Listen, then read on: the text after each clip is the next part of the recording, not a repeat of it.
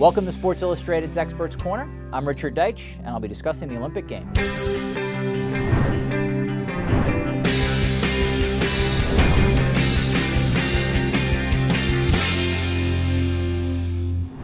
Will Michael Phelps get the all-time record for Olympic medals? I think he's absolutely going to get the record. He's sitting at 16 now. Larissa Latina, the great Russian gymnast in the 60s and 50s, sits at 18. Phelps needs to get 3 medals to set the record. He's certainly got a great shot in all the relays. And then he has 2 additional races in the butterflies. So I think with racing 7 times at the Olympic Games, needing 3 medals to break the all-time record, he's on one of the strongest swim teams that we've had in a long time. He's an incredibly competitive racer and arguably the greatest Olympian of all time. I think he absolutely gets it. For Michael Phelps, this Olympics is about legacy. It's about history. When the London Games are over, Michael Phelps will be the greatest Olympian of all time. How are the U.S. sprinters looking against Jamaica? It's going to be a fantastic battle. Jamaica has Johan Blake and obviously the great Usain Bolt. Blake beat Bolt at the Jamaican trials, which creates its own interesting drama. On the U.S. side, you have Justin Gatlin, Tyson Gay in the 100. Both ran very, very well at the trials. Both are threats. Wallace Spearman, the big threat in the 200 for the U.S., obviously against Bolt and Blake. The men's side is going to be fantastic. You look at the women, the U.S. athlete to watch, Allison Felix, ran an unbelievable 200 at the U.S. trials. Carmelita Jeter is U.S.'s best chance when it comes to winning a medal in the 100, but she goes against Veronica Campbell-Brown, winner of the 200 in Beijing, always a great sprinter, and Shelly Ann Fraser-Price, who right now is the queen of Jamaica track. Track at the Olympics is going to be amazing.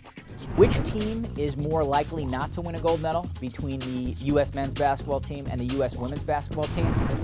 The answer is definitely going to be the U.S. men, and here's why. U.S. women's basketball team is the most dominant, I would say, team at the Olympics.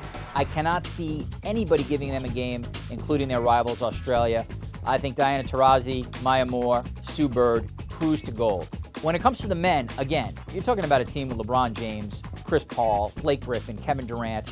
This team really should not be tested. But there is another team in the tournament in Spain with the Gasol brothers, Serge Ibaka, Jose Calderon.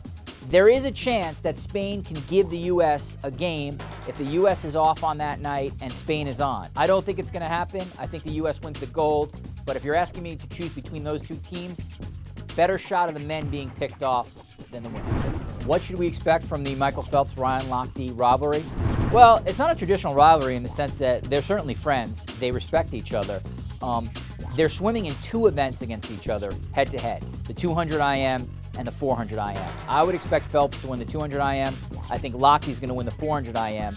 But when you get 2 of the greatest swimmers of all time competing against each other, it's absolutely must-see theater. So pay attention to both those races. They will both be terrific.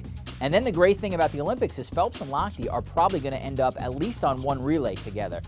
So you're going to get a chance to see these guys both compete as rivals and then both compete as teammates. I expect both to have a huge Olympics.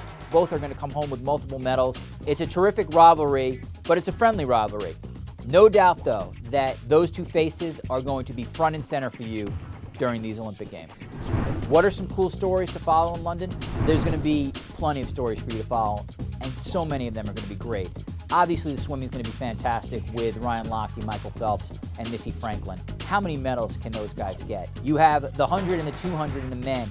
Can Usain Bolt, who has had a really, really bad year, come back and double again in London as he did in Beijing?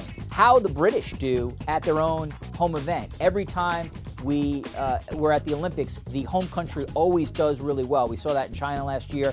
Going to be really curious to see how British athletes do in their home country. Looking forward to Wimbledon. Roger Federer, Novak Djokovic, Rafael Nadal, Serena Williams, all playing at Wimbledon, but playing for their country. There are so many great stories. Misty May Trainer, Kerry Walsh going for their 3rd gold medal. Can they pull it off over 30? I could probably give you 100 cool stories to follow. It's going to be a fantastic Olympics. Every single day, there's going to be something great for you. Will the U.S. women's soccer team find redemption in London? I think they will. We all saw the Women's World Cup final, an incredible game against Japan. Japan wins in the end. An incredible story. But this U.S. women's soccer team has pretty much everybody back You talk to Abby Wambach and players like that, they've been looking forward to this Olympics pretty much since that World Cup ended. They beat Japan in June, and that's the one team I think they needed psychologically to figure out, hey, can we still beat these guys? And they did. Japan also not as strong as they were at the World Cup. Their great star, Homari Sawa, had vertigo a couple months ago. She's still recovering. So the U.S., to me, favored in this tournament. Certainly Japan, Brazil, Canada, Sweden, a couple other teams will be tough, but I think this is their tournament to win. I think they're motivated after the Women's World Cup, and I see the U.S. women wearing gold in soccer at the end of these Olympics.